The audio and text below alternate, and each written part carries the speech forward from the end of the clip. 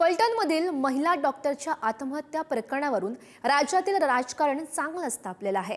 मात्र आता यावरून सत्ताधारी असलेल्या राष्ट्रवादीच्या 2 महिला नेत्यांमध्ये चांगली जुंपली आहे।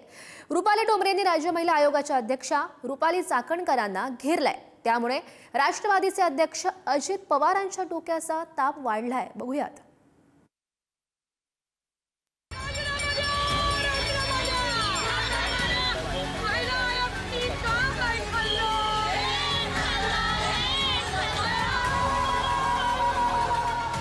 महत्वाच्या पदावर बसून गैरवापर करून जे माझ्या भगिनीचं चारित्र्य हनन केलेले त्यांचा राजीनामा मागण्यासाठी तक्रार केलेली आहे। आंदोलन करणाऱ्या या आहेत सत्ताधारी नेत्या रुपाली ठोंबरे। ज्यांच्या विरोधात आंदोलन पेटलंय त्या आहेत सत्ताधारी नेत्या रुपाली चाकणकर। विशेष म्हणजे हा संघर्ष पेटलाय एकाच पक्षातील 2 महिला नेत्यांमध्ये।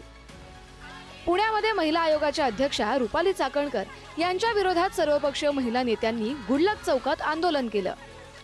यावेळी आंदोलकांनी रुपाली चाकणकर यांचं व्यंगचित्र असलेले पोस्टर बनवून आणले। रुपाली ठोंबरेंनी रुपाली चाकणकरांचा फोटो जाळत बोंबाही ठोकल्या। फलटणमधील महिला डॉक्टर आत्महत्या प्रकरणावरून महिला आयोगाच्या अध्यक्षा रुपाली चाकणकर यांच्या राजीनाम्याची मागणी केली।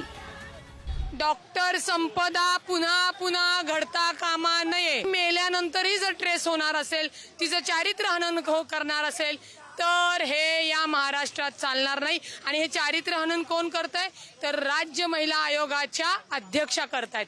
त्याच्यामुळे गुन्हेगारांना शिक्षा आणि या महत्वाच्या पदावर बसून गैरवापर करून जे माझ्या भगिनीचं चारित्र्य हनन केलेले त्यांचा राजीनामा मागण्यासाठी संपूर्ण महाराष्ट्रातल्या माता भगिनींनी तक्रार केलेली आहे। त्याच्यामुळे त्या जरी पक्षाच्या असल्या त्यांनी चुकीचं केल्यानंतर त्याला सहकार्य राहणार नाही। विशेष म्हणजे या आंदोलनात वापरण्यात आलेल्या घोषणा सध्या चर्चेचा विषय बनतायत। मेकअप करके खडी तो सबसे बडी, झगामगा आणि मला बघा, 800 खिडक्या 900 दारं, कोण्या वाटेनं गेली ती महिला आयोगाची नारं, महिला आयोगाचं काम आणि मेकअपसाठी थांब, या पोस्टरनं लक्ष वेधून घेतलं। तथा राज्याचे उपमुख्यमंत्री सन्माननीय अजितदादा यांनी स्वतः जे काही महिला आयोगाने केलं त्या संबंधाने नाराजी व्यक्त केली होती जाहीरपणे। आणि त्यांनी सांगितलं की या मताशी मी अजिबात सहमत नाहीये। तर अशा वेळेला या अशा व्यक्तींना आपण पदावर ठेवणार आहात का, की दादांनी नाराजी व्यक्त केल्यावरही तटकरे दादांच्या मर्जीच्या विरोधात जाणार आहेत? एवढं नक्की मला तटकरेंना विचारायला आवडेल। फलटणमधील महिला डॉक्टर आत्महत्या प्रकरणावरून दोन्ही नेत्यांमध्ये ठिणगी पेटली आहे। रुपाली ठोंबरे पाटील यांनी पीडित कुटुंबाची भेट घेऊन थेट उपमुख्यमंत्री अजित पवार यांच्याशी त्यांचं बोलणं करून दिलं होतं। त्यावेळी कुटुंबाने चाकणकर यांच्याबद्दल तीव्र नाराजीही व्यक्त केली होती।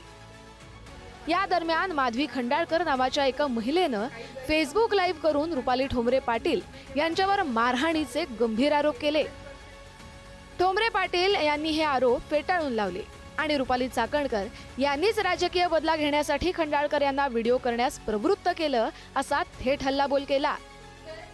संतप्त झालेल्या रुपाली ठोंबरे पाटील यांनी खडक पोलीस ठाण्यात धाव घेतली आणि मी आता राष्ट्रवादी काँग्रेस पक्षाचा राजीनामा देते असा थेट इशाराही दिला होता।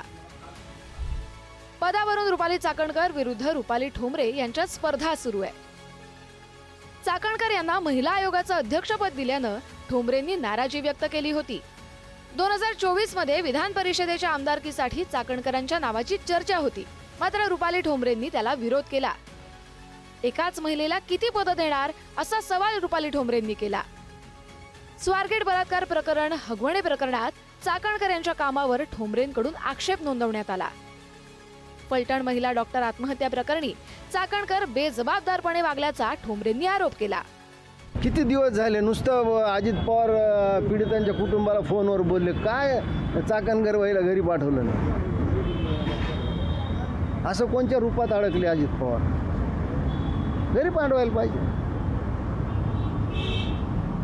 प्रत्येक जण त्या म्हणजे ती जी बिचारी गेली जीवानीशी तिच्यावर सगळे जण राजकारण करू लागले। दुसरं काय करायला? तिला न्याय देण्याच्या कोणीच बोलत नाही। पक्षाने वरिष्ठ पातळीवरती याची गांभीर्याने नोंद घेतलेली आहे.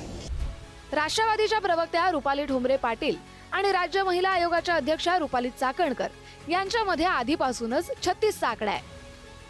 त्यामुळे हा वाद केवळ पक्षीय धोरणांवरून नसून आता तो व्यक्तिगत आरोप प्रत्यारोपांपर्यंत पोहोचलाय, ज्यामुळे पक्षाच्या अंतर्गत गटबाजीचं चित्र समोर आलंय.